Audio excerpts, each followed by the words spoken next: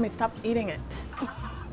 Oh my God, this is so good. My name is Katie, and I'm here with my beautiful mom, Carol. Hello. We're gonna teach you how to make Trinidadian roti, or we like to call bus up shut, and 3 different fillings. Roti, it's a flatbread. Well, bus up shut basically is an Indian type of roti that they break apart. And it's very much eaten by hand. We knead everything by hand. You can see some other deviation to it because it's all about texture. Do you want it soft? Do you want it a little crunchy? You know, it depends on what you're looking to do. For the Caribbean people, they love a soft, melt in your mouth kind of roti. Some people put milk, a little oil, which I do sometimes. And we're gonna do the traditional. So it's a traditional technique where when it's time to actually roll the roti, you will have a layer of butter in the center. A good roti has good bread. You will fail if your roti isn't moist.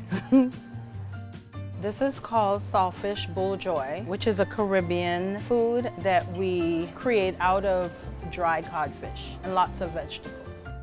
In the Caribbean, you know, it's very hot. So a lot of our foods are either highly seasoned and spiced, or the fish itself is cured so that it can last. We just clean it, debone it, boil it, and wash it several times. So we're gonna put in the saltfish, which we washed and cooked and cleaned. I'm super obsessed with the saltfish, so I had to learn how to make it immediately because it was like something I tried to eat for breakfast, lunch, and dinner, which I don't advise. There's something called the green seasoning that Caribbean people use to marinate the foods.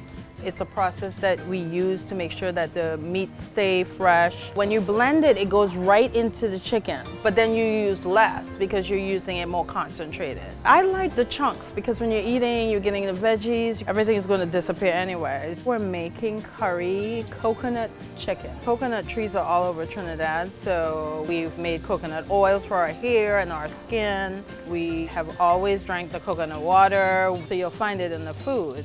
If you're making a dish from a specific region, when it comes to certain spices, try to get it from that region. You want to get a Caribbean curry opposed to a Madras curry. This way it stays in line with the flavor you're trying to create. I find that when I am preparing food, it takes me back to connecting with my mother. I could feel the connection with my parents. I think all Caribbean people know how to cook. It's just something they do because there's no one to do it for you, and it's the way you just entertain. It's always over food.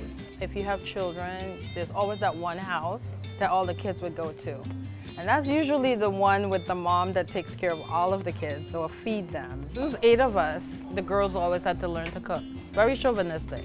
I didn't know we were doing sustainable living. I just know we had our own chickens, we had a lot of property, so we ate everything that we raised or grew. I've actually never helped my mom make roti. I've helped her make bake, another kind of bread. If I'm even on a diet, I will stop because roti and bake are like my favorite breads of all time. Caribbean people are very traditional. I mean, they may look at my video and say, oh no, that's wrong. There's a lot of little tricks, and however you like your food, you should be able to make it. At the end of the day, it still has to taste good.